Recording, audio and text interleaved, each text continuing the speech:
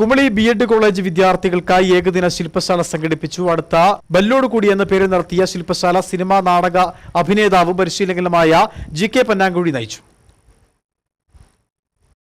ബി.എഡ് വിദ്യാർത്ഥികളുടെ പഠന വിഷയവുമായി ബന്ധപ്പെട്ടാണ് ഏകദിന ശില്പശാല സംഘടിപ്പിച്ചത്.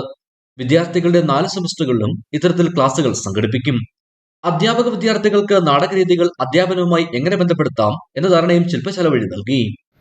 അഭിനയ പരിശീലനവും അപ്പോൾ സ്ക്രിപ്റ്റ് റൈറ്റിങ്ങും സംവിധാന മേഖലയും എല്ലാം കൂടി ടച്ച് ചെയ്തുകൊണ്ട് വളരെ നന്നായിട്ട് തന്നെയാണ് അവർ ക്ലാസ് നയിച്ചുകൊണ്ടിരിക്കുന്നത്. കുട്ടികളും വളരെ എഫക്റ്റീവായിട്ട് തന്നെ അതിന് പാർട്ടിസിപ്പേറ്റ് ചെയ്യുന്നുണ്ട്. കാരണം ഈ 4 വാൾസ് എന്നുള്ള സംഭവം ഉണ്ടല്ലോ, അതായത് നമ്മുടെ ഈ 4 ചുവരുകൾക്കുള്ളിൽ നിന്ന് അധ്യാപനത്തെ അല്ലെങ്കിൽ പഠിപ്പിക്കലിനെ അല്ലെങ്കിൽ പഠിക്കലിനെ പുറത്തേക്ക് കൊണ്ടുപോകുന്ന ഒരു പ്രത്യേകിച്ച് മാനസികമായിട്ടൊരു ഉല്ലാസം പകരുന്നതോടൊപ്പം തന്നെ പഠിക്കുക, പ്രത്യേകിച്ച് ഇത്ര കലാത്മകമായിട്ടുള്ള ഒരു പഠനം, കലാത്മക പഠനം എങ്ങനെ നമുക്ക് സാധ്യമാകും, കലാത്മകമായിട്ട് നമ്മുടെ ക്ലാസ് റൂമുകളെ എങ്ങനെ സജീവമാക്കാമെന്നുള്ളതിൻ്റെ ഒരു ഏറ്റവും പ്രാഥമികമായിട്ടുള്ള ഒരു പരിശീലന പരിപാടിയായിട്ടാണ് നമ്മൾ ഇന്നിവിടെ സംഘടിപ്പിച്ചത്.